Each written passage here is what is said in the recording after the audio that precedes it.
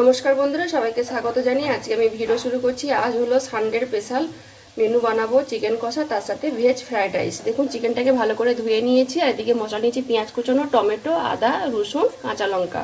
প্রথমে এই মশলাগুলোকে বেটে মাংসতে সব মেখে নেব। লঙ্কা আর এদিকে চালটা নিয়েছি আমি। প্রথমে রসুন, কাঁচা লঙ্কা, আদা আমি একসাথে সব বেটে নেব। মশলাগুলো সব বেটে নিয়ে চলে এসেছি। এবারে মাংসের মধ্যে আমি কিছু মশলা রেখে দিব।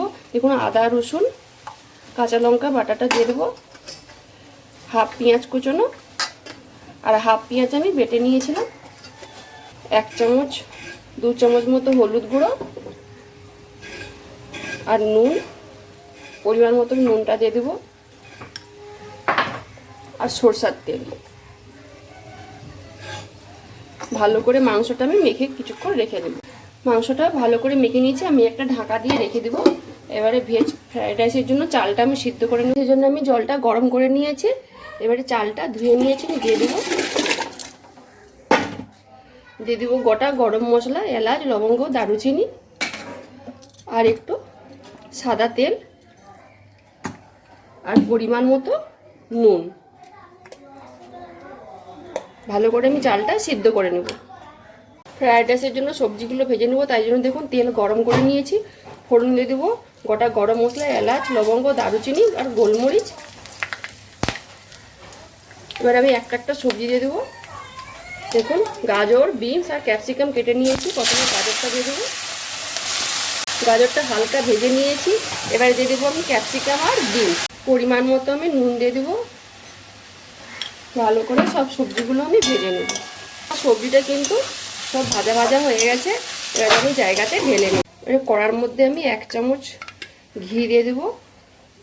কাজু আর কিশমিশটা আমি ভেজে তুলে নেব। দেখুন কাজু আর কিশমিশটা লাল লাল করে ভেজে নিয়েছি। এবার আমি জায়গাতে তুলে নেব। মধ্যে সরষের তেল দিয়ে দিয়েছি। এবার মাংসটা আমি করে নেব। তার জন্য আমি ফোড়নে দিচ্ছি গোটা গরম মশলা, গোটা জিরে, শুকনো লঙ্কা, তেজপাতা। ফোড়নের উপরে মেখে রাখা মাংসটা। এবারে মাংসের উপরে দিয়ে দেবো পেঁয়াজ, আমি একটু বেটে নিয়েছিলাম, পেঁয়াজ বাটা, আর টমেটো কুচনো, 1 চামচ কাশ্মীরি লঙ্কা গুঁড়ো, অল্প একটু হলুদ গুঁড়ো, ঝাল লঙ্কা গুঁড়ো 1 চামচ,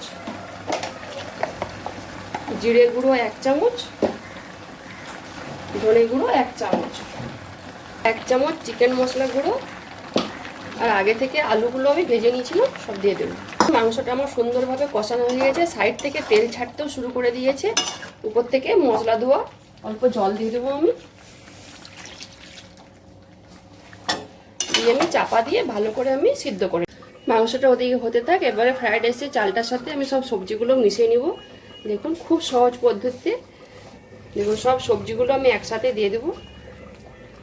আর ভেজে রাখা কাজু আর কিশমিশ, পরিমাণ মতো একটু চিনি দিয়ে দেবো আমি, 6-7 চামচ চিনি দিয়ে দেবো। নুন তো সিদ্ধর সময় নুন দিয়েছিলাম, নুন তাই জন্য আমি দিব না। আর দিব উপর থেকে আমি 4 চামচ মতো ঘি। ভালো করে আমি মিশিয়ে নেব।